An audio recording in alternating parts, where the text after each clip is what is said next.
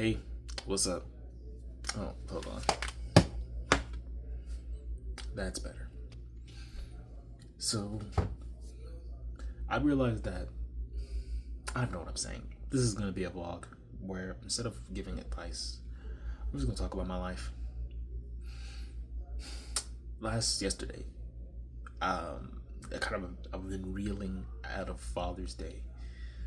If you people actually aren't aware, but like the very classic nowadays story of childhood trauma, of feeling neglected and abused by your family. But what this relates to, because this is, I think, this has a spiritual context, is that, what I've come to learn is you take you with you. And a lot of times, you is a bunch of stuff that you never picked up by choice. You never said, oh, well, I want to, have these anxiety attacks or these negative self talk or eating disorders. But because when you're young, you absorb so much, it ends up becoming attached to you. And, my daddy issues, my auntie issues, but specifically my daddy issues, came with me to my spirituality and everywhere. Really, my relationships, my things with money, how I saw myself, my transition, that voice in my head really was projecting and almost like guiding my life. And I think I hit a breaking point. I learned you really can't. I learned the experience of spiritual bypassing, this real belief that I meditated enough, I prayed enough, I was whatever enough to outrun. And it's not even getting rid of or curing. It literally is outrunning the inner child, the inner little girl that got hurt. And reflecting, well, actually, the funny thing about it is doing all the meditation, all that prayer, is that the practice, you think you're running away with the practice, with the tool. But the tool, because of grace, sings you right back around where you are. Because when you meditate, when you do, japa on these beads, when you do all the different work you do, it clears the noise, it clears the perceptions, it clears your intentions. You think you're going to do it for some reason, and the practice has a way, the sadhana has a way of putting you where you need to be. And I needed to face it, and more specifically, I needed to face how I felt with God. Now, I've had an up and down relationship with God my entire life. It comes with being Black, Christian, queer.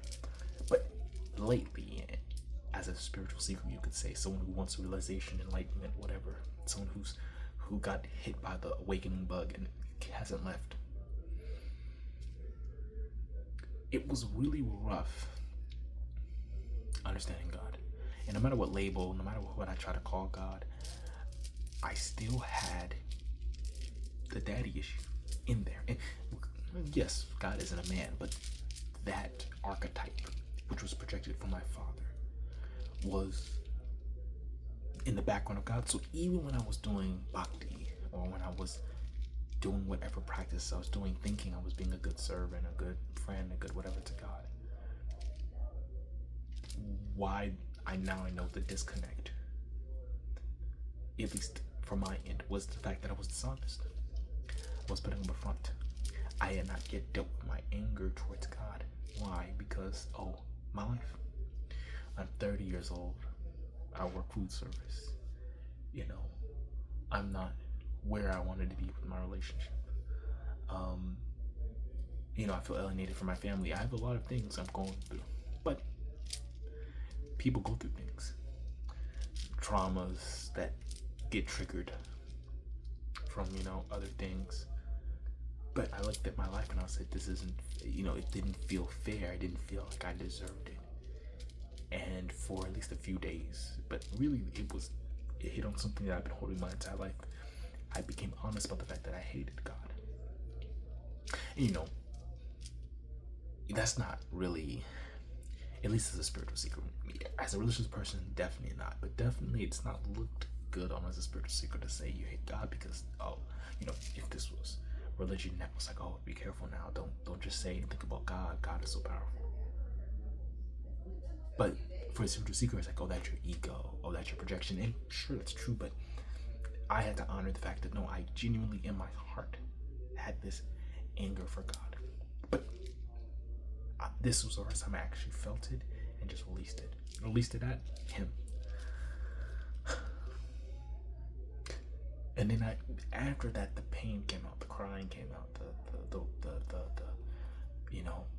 what was me came out, and then the real desire. And the only reason that hate and love are on they're on the same bandwidth, but they're different frequencies. The desire to love God came out. I desire to love my Father. The reason why I felt so much pain is because all I wanted was your love and to love you back, but you couldn't love me as I am. Thinking about my earthly father, because he's a human being. But projecting that to you could say my heavenly Father or God or Heavenly Mother or Source. But I just had to become honest. I had to be like, you know what? I wanted to love you. I wanted to love you, but I don't even know how. And that's the honesty. The true honesty is everything else. Yoga, Tantra, Buddhism, Christianity, sonship, all these sorts of things. When I come across them, I'm coming across them as ideas, first and foremost as concepts. Whereas many of these paths started out as direct experiences with the divine, the same way you would with another person. And I had to be honest, I'm always going towards God in a safe framework that either pokes at my bias and insecurities or makes me feel comfortable. I've never went to God directly in the raw, just straight up, this is how I'm gonna get. And I did that day. That was my first time being like, I don't know anything about you. I have all this anger towards you, but I really don't. The anger isn't towards you. It can't be, because I don't have an experience. I've had experiences, but I haven't had it. You would say, oh, this is God. Where you can just, as Moses did with Yahweh, sitting down, talking as you would a friend. So I think I had to go through that to release it and say, okay, let me start over. And this is me starting over my relationship with, you could say, the source of creation. And I still do practices and other stuff, but this is something else. This becomes something deeper, because it becomes something real and honest. And it's funny because it's not just God, and it's not just my father. All my relationships, I've had a wall, right? Because of how I was raised. I was raised to be isolated, so I'm used to. And when I was open, right, going to my family would be bullying. I would be dismissed. I would, the same old. So it was very easy for me, especially when you raised a boy, to just like, well, I'm just gonna have these firm boundaries and boundaries, but they're walls. And it kills the intimacy, it kills the connection, it kills the growth, and it's felt on both ways. And of course, that would be how it would feel with God. And I think about it, I can't even have a personal relationship with God because I barely have a personal relationship with anyone around me. That's something. But I'm working on that. I'm working on being vulnerable. Even here, when I go on TikTok, I used to have many different, even now I have a TikTok, and I don't really get personal. And sure, it's not advised online with strangers to get personal. But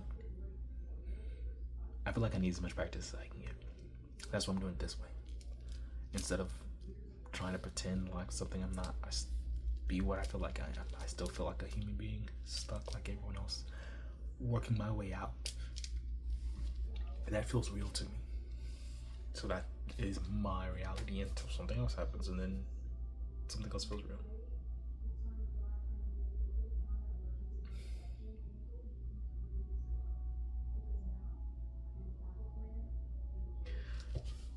But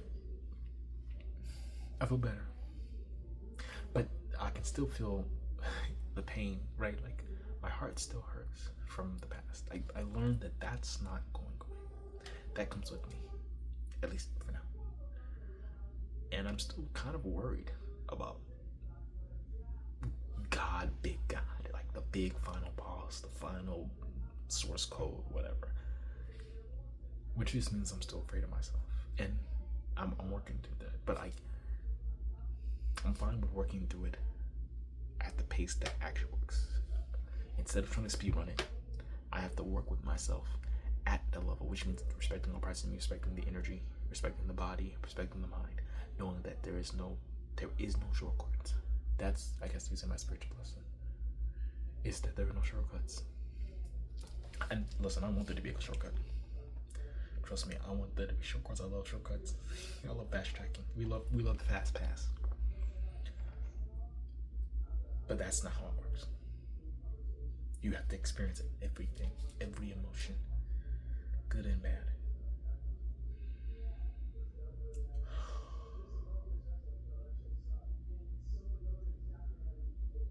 So, this is me learning to love God, learning to love myself, learning to love people, learning love, I guess, which is the whole point we're down here, is to learn love, but to really learn love, because everyone says it's about love at the frequency. That's not easy. Many things are easy in terms of frequency. The love frequency is, I guess, when you look at the David Hawkins scale of consciousness, right? Love is right before enlightenment. That's not incidental. That's not accidental. That's not just because. Love is power. But when you try to access that love within you, and you do have love in you, and I believe I have love with them, even if I can't always feel it. First that comes out is the garbage. But you have to love that to get to, you have to be with it, bear it, witness it, to get to the good feeling love, I guess you could say. Or realizing that and the love feeling aren't different. That the love doesn't actually blanket the pain or mask the pain, but it allows you to understand it. I don't think I have anything else to say. It was just that, just a little rant on what everyone relates. Peace.